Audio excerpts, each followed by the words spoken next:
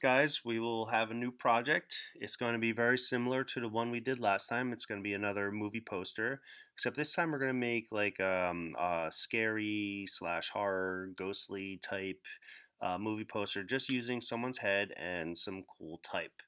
So I want to just have this first video to help everyone get started. I hope you watched the video for Marty's Monday. If you haven't done that yet, go to Monday's latest materials and update, and you'll find the video link for Marty's video about making a horror movie poster. And it's pretty good. It's a lot of stuff that you can do in Photopea, but there's a lot that you can't do in Photopea as well. So that's why I'm going to take you through it a little bit. And we're going to get as close as we can just using Photopea. And we'll have to skip some of the things that Marty does in Photoshop because Photopea, of course, doesn't have everything that Photoshop does. One thing that I like that Marty did for us here was if you go to the video, and I do recommend just watching the whole thing. It's 11 minutes. You could probably skip through the beginning and the very end. So it really ends up being about a 9-minute video. Is underneath before you get down to where the comments are. There's a show more button down here, and he gives us a movie poster template. So when I click on that, um, he actually shares it to us, and it's a Photoshop file that you can download to your computer and then use that in Photopea, which is kind of nice because it has all the credits and like all this good stuff down here that you would want your movie poster to look like. So I wish I knew about that for the first project, but that's okay. We'll just use it for this one. And I would download that to if you could put it on your desktop or someplace where it's easily going to be able to drag into Photopea. That'd be great. I'm not sure exactly how it works on the Chromebook, but you might have to have it open in a tab and then drag it over. I'm not really sure how that works, but I'm sure you guys will be able to figure that out. So I'm gonna go into Photopea, and sometimes it takes a little while to load up, so you have to be patient. It's a pretty hefty program to be an online program, so be a little patient with it. Things lag, that's okay. All right, so I have my horror movie poster like saved right over here to the desktop, so it's in a place where I can drag it into Photopea, and simply to open this document, I'm just gonna drag it in here. Okay, I drag it in here, let go, and it opens it up. It loads some of the fonts, so it takes a little time sometimes. You can see you have a couple layers already, which are you can edit. I could highlight it carefully and edit the where it says in theaters and the date. So that maybe later on I want to do that and maybe change the font and stuff like that. You can't edit the credits. That there's all this stuff is down here. That's just like fake stuff. But it's okay. It makes it look like a movie poster. So that'd be the first step. The next step is, in Marty's video, he takes a picture of a person and then kind of cuts it out and then starts to mess around, make it look ghostly. So we're going to get to the point where we're going to start doing some of the ghostly effects on it. Um, so, and that's as far as I want you guys to get started with this. So let's go back into Photopea now. I spent some time um, looking for a picture, so I selected the Michael Scott from The Office. I when I do a Google search, if I'm ever going to use it for graphic stuff, when you do your image search, go to Tools and then go to Large, so you can find large images. And then once I find the large image, I do open it in a new tab. When I open it in a new tab, you can instantly see if it's going to be a big picture, because if it allows you to zoom in on it, that's a really good resolution then. Okay, if it doesn't allow you to zoom in on it, if it fills the screen, you're okay. If it doesn't quite fill the screen and it's like smaller, then if it stays this size when you open a new tab, then you have a problem. All right, so I'm back in Photopea. I want to bring the picture of the actor in. So all I have to do is, since I have it here on my desktop, is all I have to do is drag it inside. And when I do that, it pops up. Now I want his head to be large in this poster. because remember we're going to cut out the head and kind of make it look kind of like just like this scary head. So I'm going to grab the corner. I'm going to hold the shift key to constrain it, and because if you don't hold the shift key, you're going to ruin the proportions of your picture. And we're going to make this really big, and I'm going to hit the check mark now.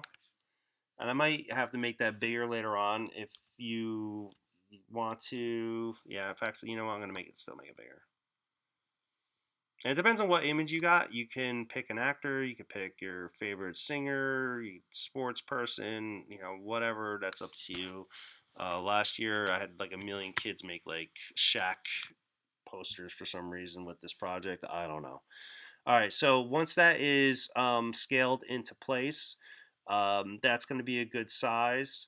Uh, if you want to, toggle it on and off, you hit the eyeball in the frontal layer and you can turn it on and off and see where it is. I put this on the top layer. If it's not on the top layer, you can drag it around. And I just want to leave it on top for a little bit as we erase out the edges of this. Before we erase anything though, remember when this comes in here, it comes in as a smart object. I cannot erase this right now. So if I go to get my eraser tool right now and I go to click on this and try to start erasing it, oh wow, it tells you at the top of the screen, smart object must be rasterized. So that's right, we're going to listen to the computer. We're going to go to layer. So here's your little menu buttons, layer, and we're going to go down to rasterize. Once you do rasterize, you will notice that the picture doesn't change, but the little icon that was in the corner of the thumbnail over here is gone. Okay, so the last little step we're going to do today is cut this out. So I'm going to hit Command plus just to zoom in a little bit here. Now, Marty used masks, which is totally fine. If you're comfortable using a mask mode, you could do that. If you want to do it the simplest way, you could just use an eraser. So I'm going to get my eraser tool out of the toolbox. It's the one that looks like this. It's like a little block eraser thing. If you hit E on the keyboard, it'll give you an eraser. At the top here, you control the size and the hardness.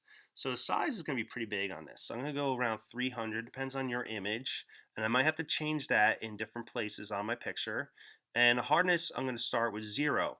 The softer the brush, so 0 hardness, will give me the softest edge when I go and erase. So now I'm erasing, you can see that it's a softer edge here as I'm erasing this around Michael Scott's head, because I want this to fade out to black. Okay. So the thing with the eraser is it's a pretty permanent thing. So that's why masking is better. If you make a mistake, you can come back. Whereas if I make a mistake with this, like I just went into his head, I have to hit undo, which is Command Z, and then try it again. And you can see that right now, this is lagging quite a bit. So I'm just going to go slow, and I'm going to erase out around Michael Scott's head and just have this fade into the background. Now along this edge over here, this is a harder edge. I'm going to kind of stay away from that for a second and then go back in with a harder eraser and maybe a little bit smaller, so that when I go along this edge here, it won't be such a hard, a soft fade into his face. And sometimes you have to try more than once to click and drag things in Photopea. But there we go. Now I have Michael Scott's head kind of cut out. If you want to like touch things up, I'm going to actually make a larger brush here. So I'm playing around with this a little bit because maybe the forehead here is a little bit too hard. So I'm going to kind of fade that in a little bit around here. And then that'll be good. I want to get rid of a little more of the tie. Okay. And now I feel a little bit better about that. Okay. If you take your move tool, you can move it into place. If I need to scale this up, I will. You can see that around the outside here, I have some extra stuff. So I'm going to get rid of that just by selecting it because it wasn't completely cropped to the picture. In fact, you know what? Instead of selecting it and deleting it like I just did, I think if you take your crop tool and if we click and drag a box that matches our document, yeah, that would trim it to. So this is the cropping tool, and I'm going to zoom out a little bit. And with the cropping tool, I'm just going to crop it right to the size of the original poster and then hit return. And this way it cuts off all that excess stuff there. Okay, and that's as far as I want to get right now. The next video we'll start coloring this and trying to make this look ghostly by copying layers. But if you can get this far today, that's fine. We're going to be working on this project for 2 weeks, and it really shouldn't take all that long, especially if we're doing it together like this. Okay, guys, good luck. We're going to be making horror movie posters with your favorite person. All right. Good luck, guys.